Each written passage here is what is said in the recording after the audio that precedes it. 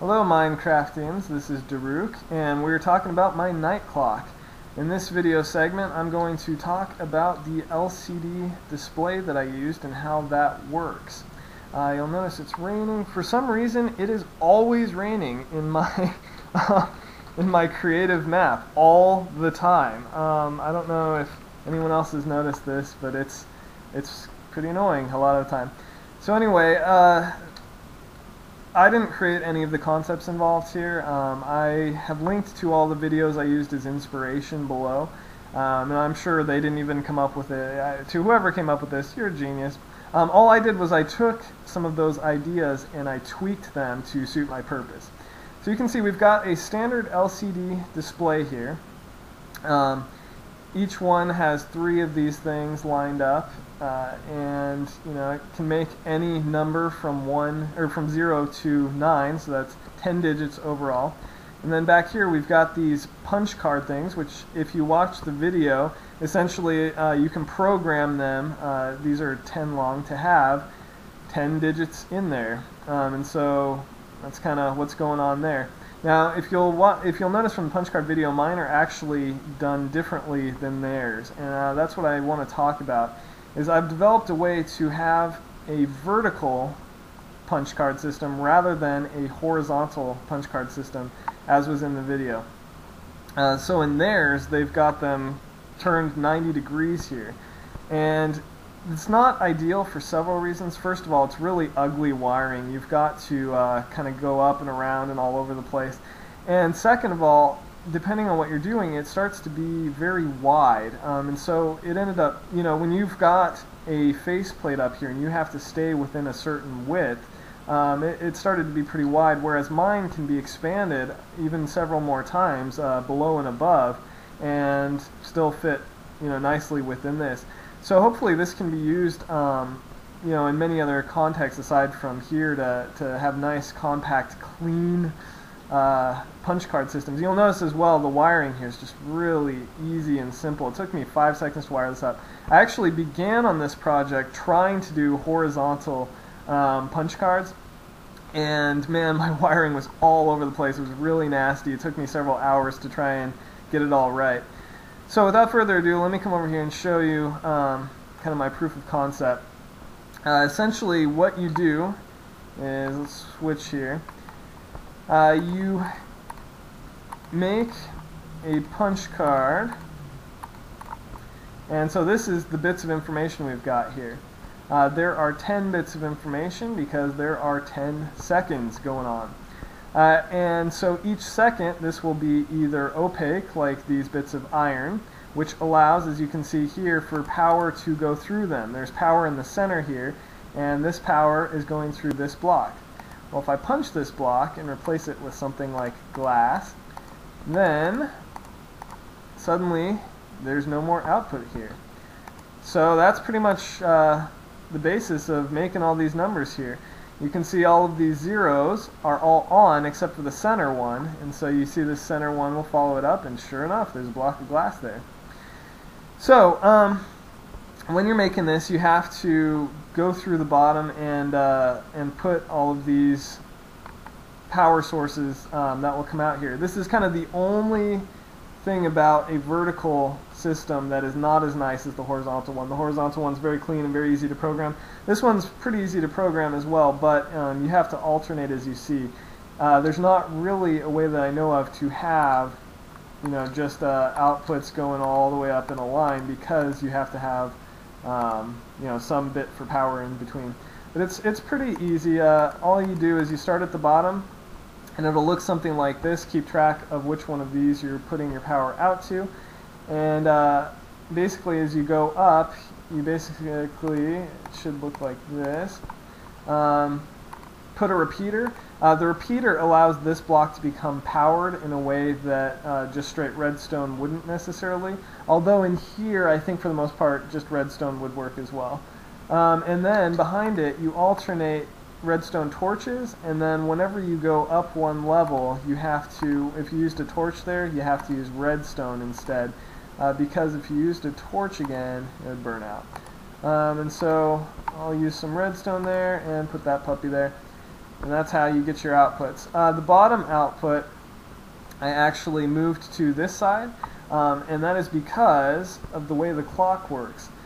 Essentially, this one right here, and you know what we're going to do is I'm going to switch this to nighttime mode so you can kind of see it working. So this is the way the punch clock works. I've got it set up to a 1 second timer, so every 1 second the time changes here. And I'll talk about the 1 second timer in a little bit. But essentially you can see every 1 second it changes here. This one in the center I have set to go once every 10 seconds.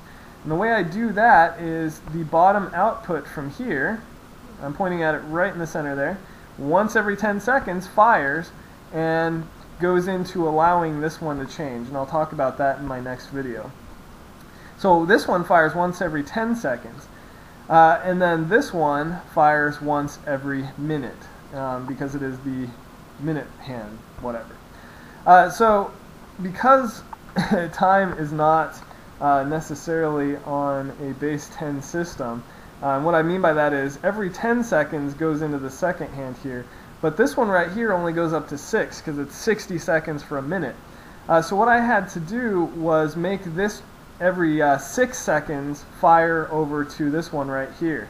Well, the problem with that is you can't really make a clock smaller than, or my vertical clock at least, you can't make smaller than 10. Because if you do, you don't have space for the stuff in the middle to give you your output. See, if I tried to do 6, it would be, what, like that. So that's a 6 one. You can see all I've got room for is redstone torches, alternating everything up, and it's just not going to work.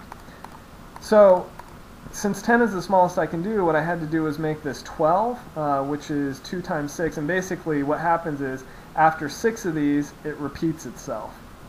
So there's actually 2 outputs that'll fire. You can see I put a piece of red wool down in the bottom.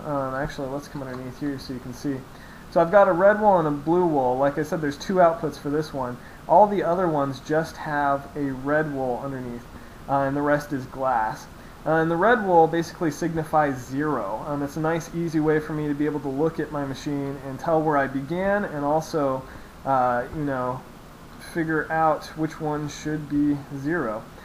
So that's a useful hint that I'm going to pass along to you guys.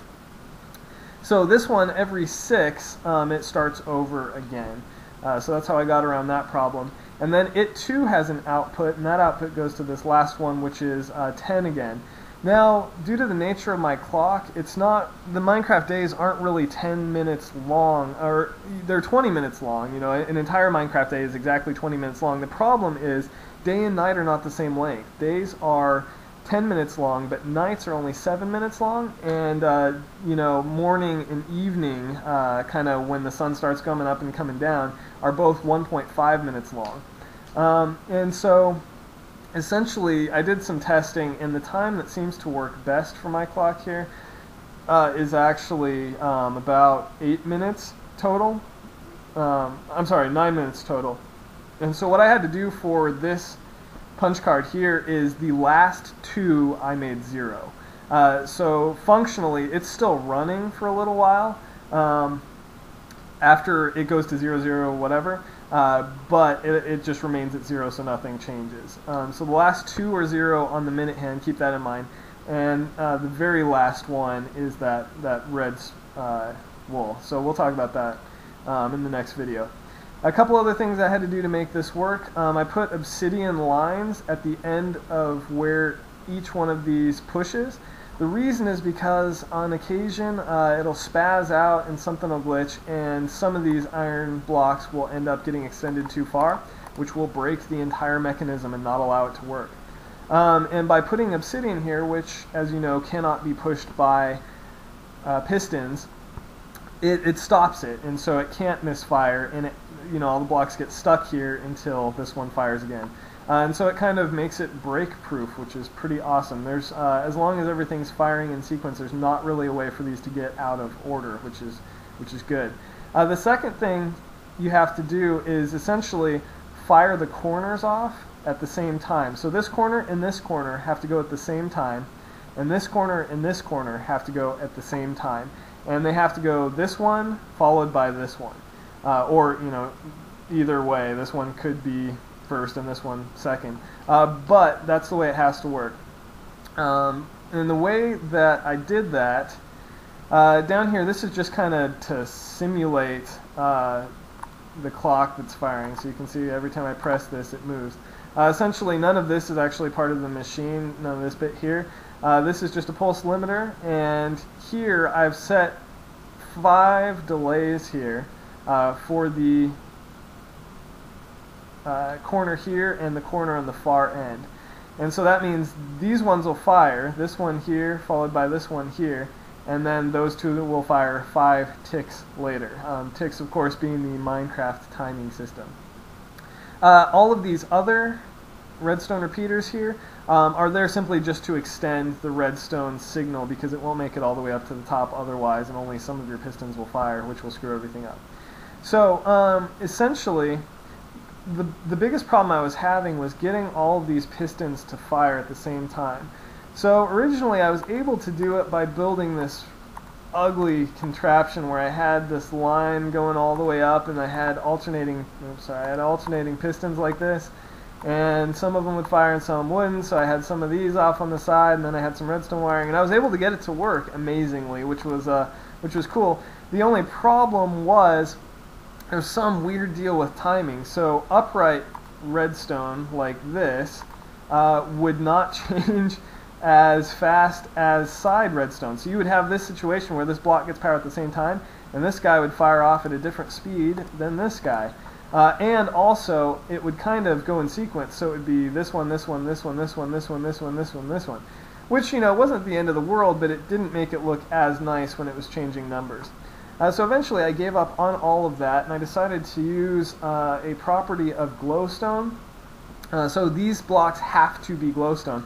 And essentially the way that glowstone works is you can send a signal vertically just like this, which you cannot do with normal blocks. So here, let me power this puppy up so you guys can see. So if I light this up here, you can see the glowstone is lit all the way up, and all of these pistons are extended. Now unfortunately, if I tried to do that with normal blocks, it would be a resounding failure, because each one of these blocks is kind of cutting off, each one of these blocks is kind of cutting off the redstone signal that's going to it. So if I did virtually the same thing down here, and I power this puppy, only that one's lit up, you see. So you have to use glowstone. I don't know if it's a glitch or what's going on, if it'll be changed later. If they do fix it at some point, I will not be happy, and I'll have to come back and refigure this out. But for now, it works just great. So build up the glowstone like that, and it's instant. The whole thing changes at the same time, and it works, and it's great. So yeah, you can see there it is rotating there. The very bottom one here, by the way, we were talking earlier, has to be backwards from all of these other outputs. So just keep that in mind as you're doing your thing. And the final thing that you need to keep in mind for my redstone piston punch card clock is these have to be aligned so that they are pointing at the pistons. If I simply had them next to the pistons, like if I had them coming out in this, if I had them coming out in this direction here, they would not, they wouldn't work. So just kind of keep that in mind, because the redstone here wants to go in this direction. So it's putting all of its power up in here, and actually this one wouldn't make either one work. So that's just kind of a quirk. Even though it looks like a circle here, it is going in this direction, left and right. So you have to orient all of these in such a manner that they're pointing at their pistons. You can see it has to extend one wider than I would have liked because of that fact. It has to point at these pistons here. So that is kind of my my piston punch card improvement. As you can see here, really easy to wire up. Essentially, the only thing you have to do, and as you saw in the tutorial that was down there, they had some sort of computer programming numbering system where they went in sequence and whatever. Forget about all that. I just do the top one goes to the top one, and then as you go down, they just kind of switch like that. So please download the map if you want to see exactly how I wired this. It's very easy. The important thing is you just can't have any glowstone, or redstone, sorry, going across between different things. Now, if you want to program it, it's quite easy. What you do, I'm actually going to punch this thing right here. What you do is you basically get it to stop. So you may have to come down here and stop the inflow of whatever from these guys here. And once you've gotten it to stop, you just fire these one at a time. And so what I did, which is a little bit tedious, is I punched out this, punched out this, punched out this, and I did the outside two, because remember they're the same, followed by the inside one. And as long as you do that, it doesn't matter what order you do. You could do this one in the center, and then get rid of it, followed by the outside two. It works to extend the whole mechanism. And I may have just broken it by... Nope, okay, good, we're still good. Okay, and so the way that it works is you basically stop it from moving, and once it has been stopped, once it has been stopped, you come and look at which one you want to change. Like, say we wanted to change this top one. Actually, say we want to make this a 9, right? We've got to change this middle one, and we've got to change the bottom left one. So the middle one is off, and we need it to be on. So I come down and find it on the back side, just like this, and then I just simply follow the wiring over here, snuggle up in here, punch it out, and replace it. And then the bottom left one, which is on my right, since I'm on the backhand side, this may be a little bit harder for you guys if you're not as spatially attuned to what's going on. So I need a glass block. But basically, you come back here and I cannot find the glass block. There it is. You come back here and punch out that puppy and replace it. So now it is off instead of on. And we come out to the front. There you go. It's a 9. So that's it. Hopefully that helps out a bunch. Like I said, these can actually be used on any sort of clock, and it's quite helpful. And so, yeah, essentially that's what's going on. So in the next one, I'll explain what all this jazz is and how the time sensor combines with the actual clock element to make the magic of the night clock. So thanks. Bye.